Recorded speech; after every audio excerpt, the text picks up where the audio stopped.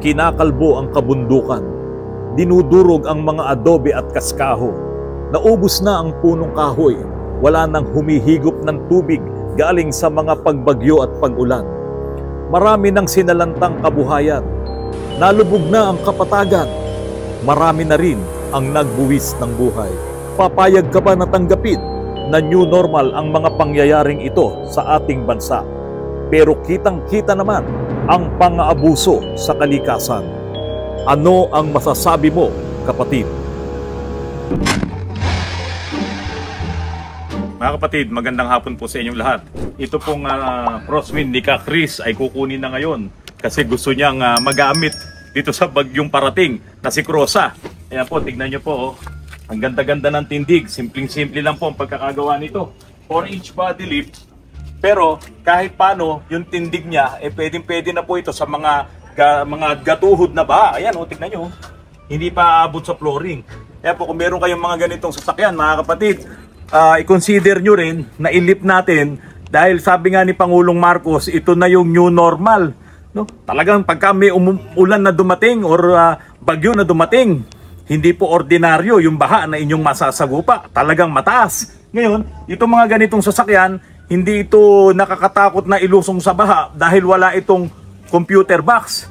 Pero itong ipapakita ko sa inyo, ito kahihila lamang po kahapon, ibinabati ito sa amin. Talagang ito po ay hanggang bewang yung baha na nalubugan po nito. Ito, tingnan nyo. Itong Ford EcoSport po na to. Yung kayang susi nito, siguro nandun, di bale. Ayun, okay. So ito po ay talagang inabot ng mataas na baha.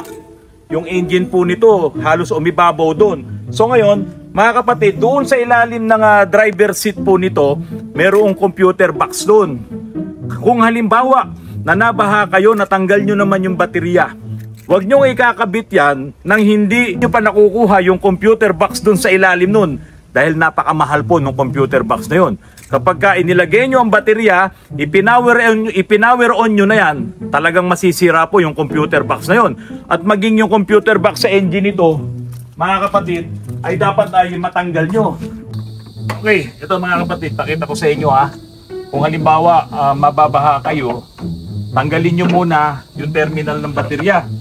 Ito, palibasa ito, medyo masikip. No, kaya isa lang ang matatanggal mo, yung positive lang, okay na yun.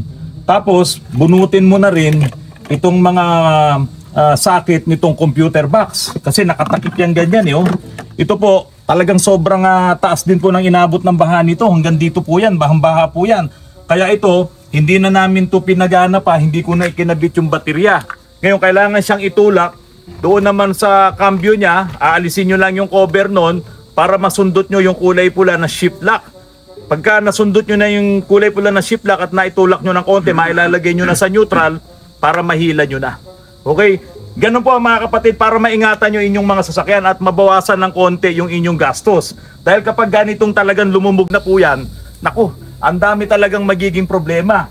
Ito po, inabot ang computer box nito. Pero natanggal naman doon niya yung baterya. Kaya ngayon, yung mga computer box po na yan, kailangan tiyuin muna. Tanggalin yung tubig, bubuksan po namin yan para matanggal namin yung naipon na tubig. Okay, bago umulan, mga kapatid, ipapakita ko sa inyo ito. Yan, tignan nyo yung pagkakabangga nitong Hyundai Accent po na to. Ayan, tignan nyo, grabe Talagang pumasok yung itong portion na to, nakabangga ito ng poste. Pero ang matindi, hindi bumigay ang airbag nito, hindi sumambulat na ganun. Hindi po kasi gumana ang airbag nito, hindi nag-deploy. Ayan, tingnan nyo kita ba Glenn? Tingnan nyo hindi nag-deploy ang airbag nito. Kaya yung may-ari nito, medyo matindi yung pinsala na tinamo niya dahil nga po hindi dumeploy ang airbag nito. Kaya po napakadelikado.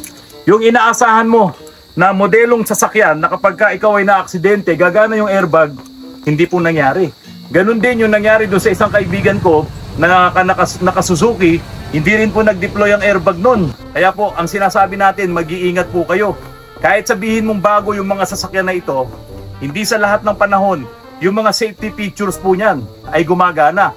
Tulad po nitong ikikwento ko po sa inyo, ito naman po ay sa ibang bansa, sa Europe, nirecall po yung kanilang sasakyan at ilang buwan na siyang walang sasakyan kaya po siya ay nagdurusa ngayon. Nakita niyo po yung tama po nung Hyundai Accent po na yan sa mismong harapan. Inabot po yung sensor po niyan para mag-deploy sana yung airbag na nakakabit po dyan pero hindi nga po nag-deploy. Ang airbag po na ginagamit ng Hyundai ay ito pong Mobis pero hindi nga po siya nag-deploy kaya yung may-ari po niyan, ako matinding sakit ng katawan ng kanyang inabot.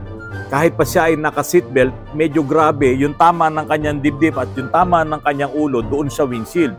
Yun naman pong kaibigan ko na nabangga din, ang gamit naman niya ay itong Suzuki Vitara. Itong Vitara po na ito ay hindi rin po nag-deploy ang kanyang airbag. Pero itong mga Suzuki po, ang ginagamit pong brand ng airbag niyan ay itong nirecall ngayon sa daan-daang libo o milyon po yata yung mga sasakyan na kinabitan itong Takata airbag po na ito. At lahat po yon ay subject for recalls sa buong mundo. Ganun karami yung mga nilagyan itong Takata airbag. Pero dahil nga po sa nagkaroon na rin ng problema itong Takata airbag, ito pong ilang mga ginagawa ngayon ng Suzuki, ang inilalagay na po nilang brand ng airbag po nila, yung kumpanyang gumagawa ay ito nga pong Autoliv. So ito po yung vlog ko po ngayon, usapang airbag muna po tayo. Dahil nga po sa napakadelikado kung itong airbag ng inyong sasakyan ay hindi gagana. O kaya naman, nagmamaneho kayo, biglang nag-deploy yung airbag. At ito po ang ating pag-uusapan ngayon. Mga kapatid, lumipat po tayo sa Britain. Meron pong motorista dyan na pinadalan po siya ng notice ng kanyang insurance na siya daw po ay mayroong stop drive. Ibig sabihin, wag mo nang imaneho ang iyong sasakyan dahil nga po may problema po ito sa kanyang Takata airbag.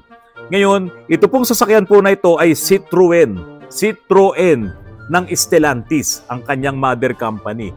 Ito po ay inisyu ng Stellantis sa kanilang 120,000 na sasakyan sa United Kingdom. Matapos na may mamatay na babae na sumabog ang airbag ng sasakyan habang ito ay nagmamaneho. Ang pinadalan po ng notice ng insurance ay si Emma Drinkwater na taga United Kingdom. Ay pinaliwanagan ng Stellantis na may mali sa chemical na ginamit sa airbag na ginawa ng Japanese airbag maker na Takata. Sabi ko nga po sa inyo kanina, ito pong gumagawa ng airbag na ito na Takata, ito po ay sarado na dahil nga po sa dami ng mga airbags na ginawa nila na sumasabog na lang bigla habang ito ay ginagamit. Maraming naimbestigahan na ganito sa USA dahil nga doon ay mayroong National Highway Traffic Safety Administration. Ngayon, nagkaroon din po sa UK ng ganitong problema at ito nga po yung sasakyan nung babaeng nagmamaneho na bigla na lang gumana yung airbag at yun ay ikinamatay niya. Matinding aksidente po ang nangyari. Kaya lahat po ng 120,000 units po ng Citroen na gawa po ng Stellantis ay binigyan po ng notice ng insurance na stop drive. Hindi mo siya pwedeng manehuhin dahil nga po napakadelikado ng issue. Bigla na lang sumasabog or gumagana, nagdi-deploy yung airbag habang ginagamit mo. At grabe ang mga aksidenteng nangyayari, ikinamamatay po ng mga motorista.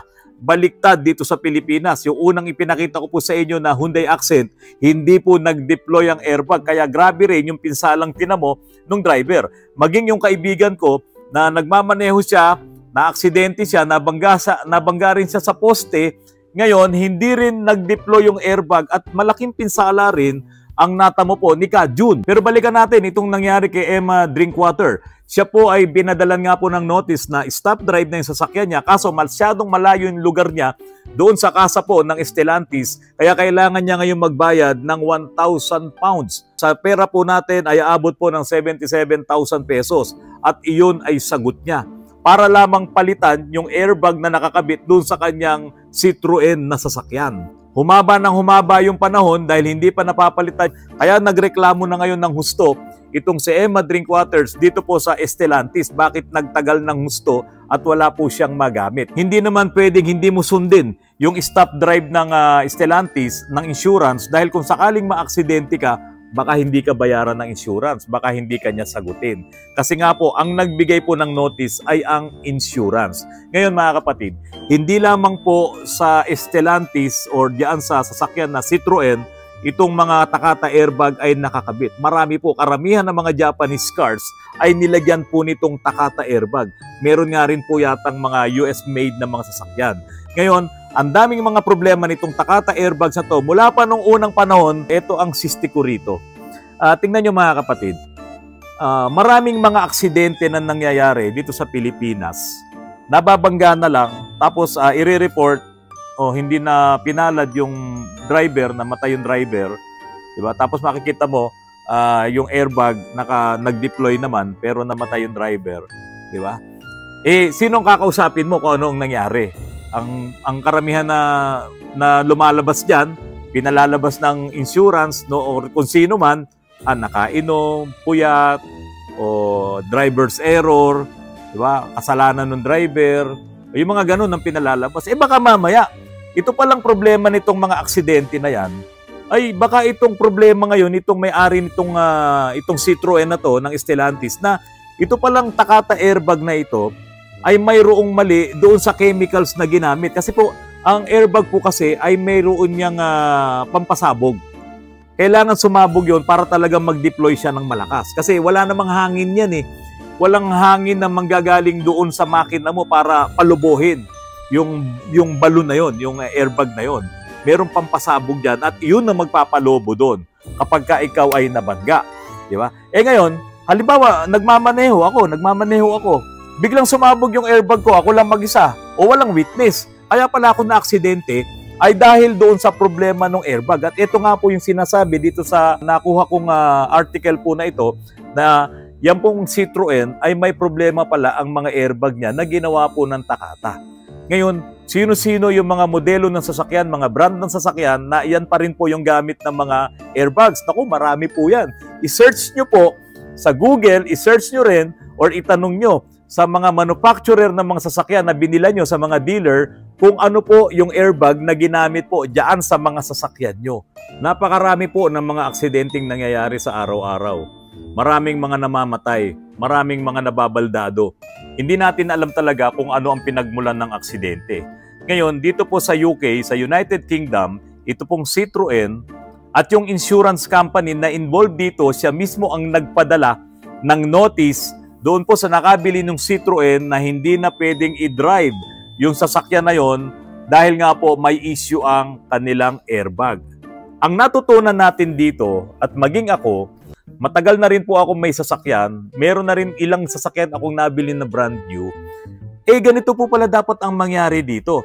Na kapag ka may issue ang sasakyan, halimbawa lalong-lalo na dyan sa safety issue, seatbelt o kaya yung airbag, o yung mga bago ngayon, yung mga ADAS na yan na safety features ng mga sasakyan, dapat pala pag yan ay nagka-issue, ang papasok dyan, ang entrada dyan ay yung insurance.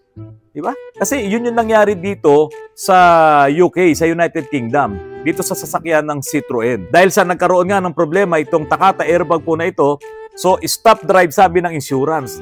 Dito ba sa Pilipinas, pwede bang mangyari yan? Mga kapatid, turuan nyo nga po ako or aralin nga po natin to. Dapat yata talaga, pag may mga ganyang mga issue, dito po sa Pilipinas, ang mananagot talaga ay ang insurance. Hindi ko alam kung iyan ay pasok doon sa policy. So dahil dito sa Pilipinas ay wala naman tayong National Traffic Safety Administration. Dito po kasi yung after na ng problema tulad ng DTI. At dahil nga po ang DTI naman ay a-action lang sila kapag may nagreklamo, may nagsumbong sa kanila. Tulad nito, meron palang issue yung mga airbag po na yan, nagawa ng Takata. Sino ngayon ang magsasabi sa atin dito sa Pilipinas na may issue yan, wag mo nang gamitin? Dapat pala talaga, yung mga insurance natin, pag bili mo pa lang ng sasakyan, kung naka-comprehensive insurance kayo, dapat pala nandoon yun. Na kung sakaling magkaroon ng issue sa airbag, tulad yan, kung meron kayong Citroen, pwede nyo ngayong ipasok sa insurance nyo yan. May issue tong airbag ng Citroen ko kasi sa UK, ganun di ba? Dito wala talaga, wala sa Pilipinas na nangyayaring ganyan. Paano ang gagawin natin na wala talagang nagko-control? Walang sangay ng gobyerno na katulad ng National Highway Traffic Safety Administration na magsasabing dapat iyan ay i-recall kasi may issue ang safety issue niyan, ang airbag niyan. Naalala ko lang yung Hyundai Ioniq 5 yata yun, na na-vlog ko rin yun, na yung kanyang battery ay nagkaroon ng damage, mayroong bato na nasagasaan. So, na-damage yung pinaka-housing ng battery. Ngayon, nung dinala niya yun sa kasa, ang sabi ng kasa ay hindi na pwede yung battery na yun. Kaya lang, milyon ang halaga. Kaya ang ginawa ngayon ng insurance, yun ay ni-write off na. Kinuha na nila yun, parang total wreck. Kinuha na nila yun at binayaran na lamang yung may-ari nun, bumili na lamang siya ng panibagong sasakyan. Parang ganun din ito. Nalaman ng insurance na defective na yung airbag po nitong Citroen na to, nitong gawa ng Stellantis. So sinabihan ngayon yung may-ari na stop drive mo na yan. Dahil kapag yan ay ginamit mo pa ng ginamit, baka mamaya maaksidente ka, hindi ka namin babayaran. At least nalaman mo na may problema yan. Yung notice na pinadala sa'yo. Kaya dapat dalhin mo na yan sa kasa para mapalitan ng airbag. Kaya susunod ka lang dyan. Dahil kung halimbawa ginamit mo yan at naaksidente ka, hindi ka babayaran ng insurance. Hindi nila sasagutin yan. Kaya dapat dito sa Pilipinas, masilip natin yan. Kasi ang dami naman may mga brand yun sa sasakyan dito. Hindi ko alam kung pasok yan sa policy. Na kapag nag-deploy yung airbag or hindi nag-deploy yung airbag, dapat sagot ng insurance. Tulad nito, yung dalawang sasakyan na pinakita ko sa inyo. Yung Hyundai Accent na yon, hindi nag-deploy ang airbag. Yung Suzuki Vitara, hindi rin nag-deploy ang airbag. At marami pa. Yung mga nanonood po sa akin ngayon dito sa vlog ko na to, alam nyo, marami pang mga ganyang kaso na aksidente, hindi nag-deploy ang airbag. Dapat sagot pala yan ng insurance kung naka-comprehensive insurance po kayo. Kaya dapat himay-himayin natin yung policy na yun eh. Dapat sagot ng insurance yan kapag hindi nag-deploy yung airbag. Kasi dito naman, nag-deploy yung airbag na aksidente. O, sagot din ng insurance yon doon sa UK, sa United Kingdom. Kaya ngayon, pina-stop drive itong Citroen po na ito. Ngayon po, paano ko sasabihin sa inyo na mag-ingat kayo sa pagmamaneho kung yung airbag ay bigla na lang magdi-deploy? O kaya naman, na-aksidente ka, binangga ka ng iba, inaksidente ka, hindi naman nag-deploy ang airbag mo. Kawawa po tayo. Kaya inilagay yung airbag na yon para proteksyon natin. Kahit paano, ay hindi maging malagim ang magiging aksidente kasi mayroong tutulong sa iyo na airbag.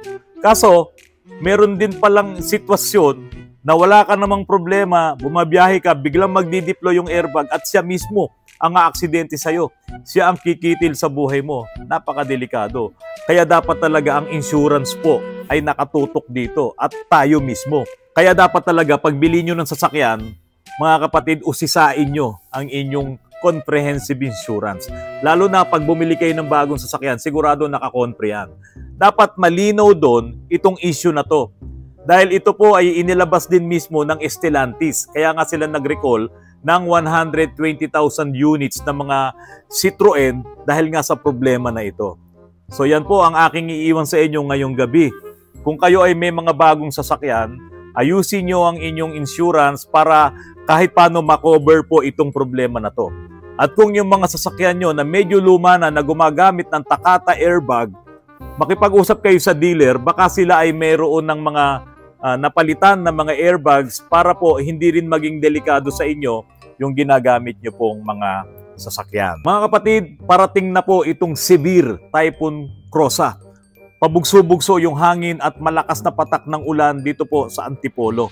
Nakakatakot lamang po dito sa amin kasi nga po ipinakita ko sa inyo yung kinalbong bundok po dito sa amin sa Rizal. Mayroon po palang nagkwakwari dito sa Rizal at kitang-kita naman po kung paano nila inubos yung bundok. Itong mga adobe at mga kaskaho na yan, dinudurog nila yan para maging graba. At ang epekto po niyan ay itong mga pagbaha po dito sa Kapatagan. Hindi lamang po sa Rizal. Idamay mo ang buong Metro Manila. Idamay mo ang Bulacan. Lahat po yan. Lahat ng mga tubig na dumadaan dyan sa Sierra Madre na yan, pati dito sa bundok sa amin sa Rizal, pati sa Laguna. Kapag kinalbo mo talaga ang bundok na yan, napakatindi po ng epekto. Ito na nga po yun, yung sinasabi nating epekto po na yan. Papayag po ba tayo doon sa new normal na yan na hindi pananagutin itong mga tao na sumisira ng ating kalikasan? Mga kapatid, keep safe po. At God bless po sa inyong lahat. Happy 111th year po sa Iglesia ni Cristo. Mga kapatid, maraming salamat po sa inyong lahat.